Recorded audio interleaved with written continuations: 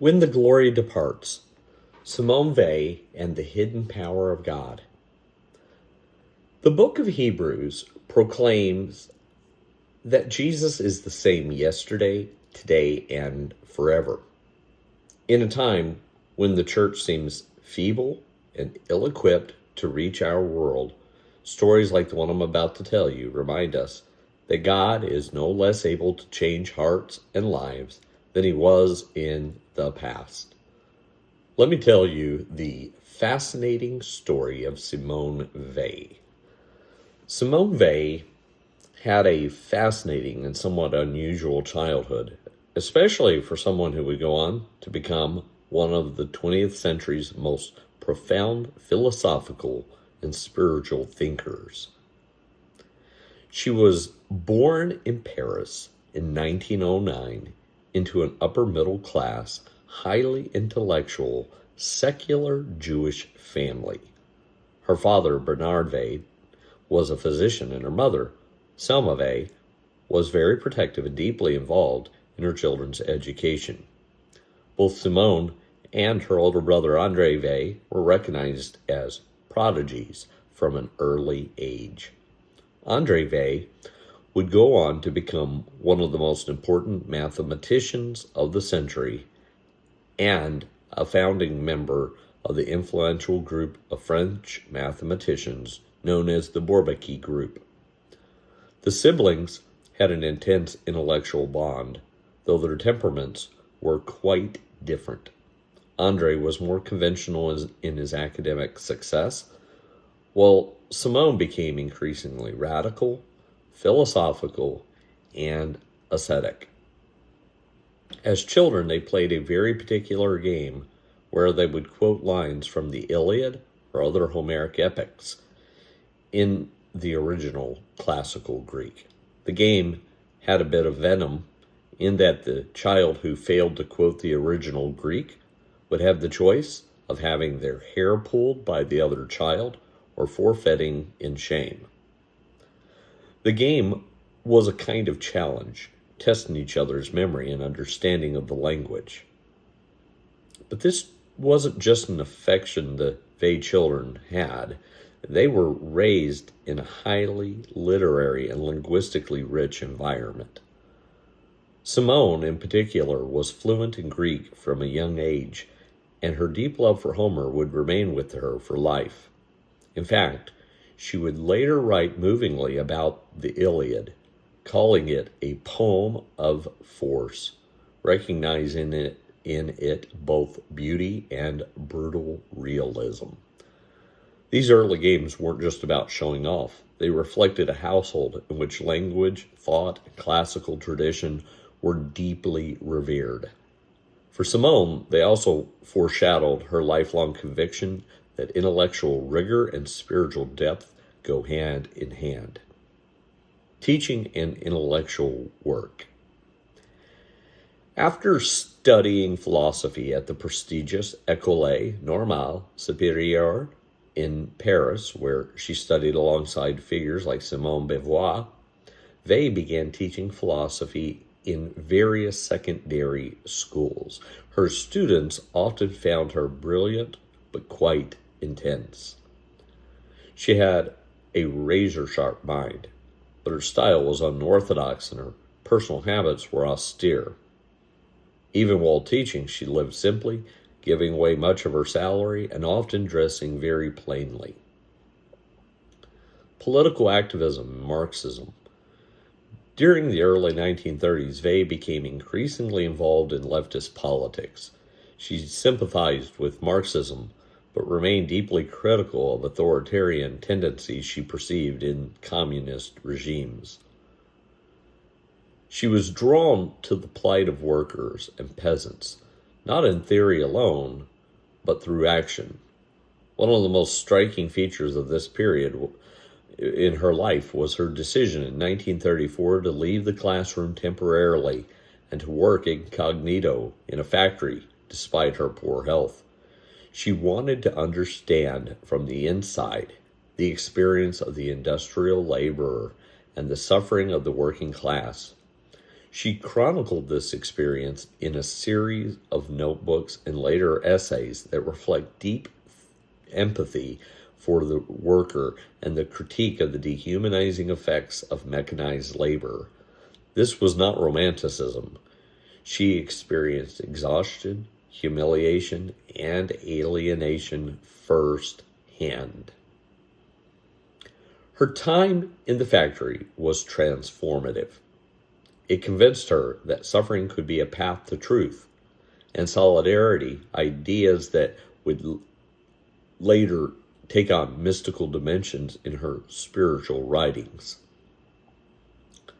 Spanish Civil War.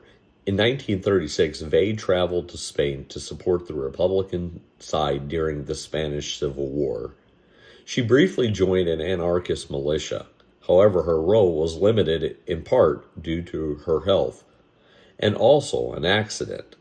She stepped into a pot of boiling oil, which left her badly burned and forced her to return to France. Her experience in Spain disillusioned her somewhat. She witnessed atrocities on both sides and became more wary of the corrupting nature of power, even among revolutionaries. A shift towards mysticism. During this politically active period, Weil began to move towards a spiritual vision of justice that transcended political ideologies. Though still agnostic, she was already captivated by ideas of renunciation, attention, and sacrificial love. She was reading deeply Plato, Eastern religious texts, and Christian mystics, and developing a philosophy of affliction, what she called malheur, that framed suffering not merely as a social problem, but as a spiritual reality. By the late 1930s, her writing began to take on more explicitly religious tones, even before her dramatic encounters with Christianity. She was already searching for a vision of truth and goodness that political ideologies could not supply. The road to faith, encounters with beauty and suffering. Weil didn't so much convert as she was captivated, drawn slowly, reluctantly, and deeply into the presence of Christ. Several key experiences led her there. One, mystical experience at the Abbey of Salome in 1938. While visiting the Benedictine Abbey of Salome, Weil attended Holy Week services where Gregorian chant was sung.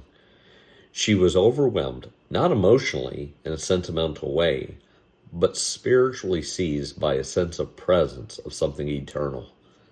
She later described how beauty, especially the liturgy and the chant, pierced her defenses and made her fall to her knees in adoration, even though she was not yet a baptized Christian. The Poem of Love by George Herbert. While suffering from severe migraines and isolation during a stay at Assisi and later again in Portugal at Marseille, she began to memorize and meditate on Christian poetry. One key moment was her reading of George Herbert's poem, Love. She said as she read it, "Christ came down and took possession of me." This was not metaphorical for her. It was a literal, overpowering sense of personal presence of Christ, inviting her in, even in her unworthiness. 3. The experience of affliction and Christ's solidarity. Weil's understanding of malheur, deep, soul-crushing suffering, was central to her turn to Christ. She came to believe that Christ alone had entered fully into human affliction, not from above, but from within, on the cross. She identified with the God who abandoned glory to become a slave and suffer unjustly.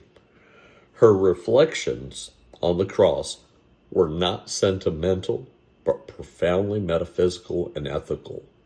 God had renounced power in love, and true faith meant entering into that same path of renunciation. Her strange relationship with the church.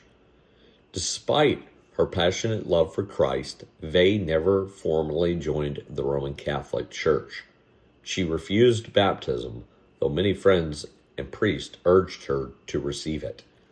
This wasn't due to pride or rejection of the faith, but rather from a deep sense of responsibility and conscience. 1. Solidarity with the excluded. They believed that as long as one soul was outside the church, whether due to misunderstanding, exclusion, or structural barriers, she would remain outside in solidarity. She wrote, "If one single human being were to be excluded from the church, I could not enter into it." She saw Christ as being present outside the visible boundaries of the church, especially among the poor, the oppressed, and the suffering. Fear of diminishing the mystery. She feared that institutional religion and rituals and dogmas and hierarchy could become a substitute for the direct, raw, and mysterious experience of God. She didn't reject sacraments, but feared that joining the church might put a layer between her and Christ. Her spirituality was ascetic and mystical, marked by a desire for pure attention to God, stripped of all self-interest or cultural trappings. Number 3, a universal longing for God. They also believed that truth was present in other religions, especially Hinduism, Buddhism, and ancient Greek thought. She saw these traditions as waiting for Christ, and she worried that the church's triumphalism had obscured this universal reach of divine grace. She once called herself a Christian in every respect, except actually being a member of the church. Her final years. During World War II, she joined the French resistance in exile in London and worked for the free nation of France. Her health, always fragile, deteriorated as she fasted in solidarity in occupied France. She died in 1943 at just 34 years of age, likely from tuberculosis exacerbated by self-denial and malnutrition. Though never baptized, many have called her a mystic without a church, or even a saint outside the walls. Her writings, Gravity and Grace, Waiting for God, The Need for Roots, have inspired countless readers across religious and philosophical boundaries. Here are a few quotes that beautifully and hauntingly capture Simone Weil's deep paradoxical relationship with Christ and the church. First, on her reluctance to be baptized. "I'm not sure that it is the will of God that I should enter the church. I refuse to be baptized so long as the possibility exists of remaining outside without separating myself from God." This reflects her radical solidarity with those outside the church and her belief that God's grace was not confined to institutional boundaries. On the presence of Christ. Christ likes us to prefer truth to him because before being Christ, he is truth. If one turns aside from him to go towards the truth, one will not go far before falling into his arms. This vintage vase, subversive, mystical, and uncompromising. She believed truth was not a set of doctrines, but a person, and that honest seeking, even if it led someone away from traditional Christianity, was still a path back to Christ.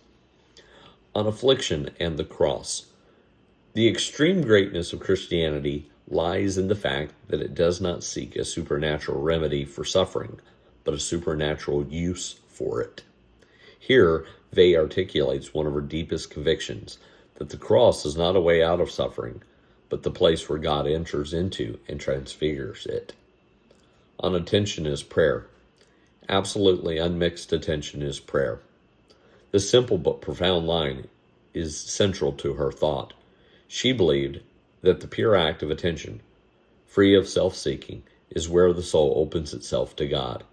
These are just glimpses into her remarkable soul, a soul that longed fiercely for God, refused all false comfort, and remained faithful to Christ even while standing outside the visible walls of the church. Conclusion. In 1 Samuel chapter 4, When the Israelites lost the Ark of the Covenant to the Philistines, it must have seemed like the very presence of God had been captured, like Yahweh himself had become weak. But the deeper tragedy was not God's defeat. It was Israel's spiritual anemia. They had treated the ark like a magic token, a guarantee of victory, even while their hearts were very far from God.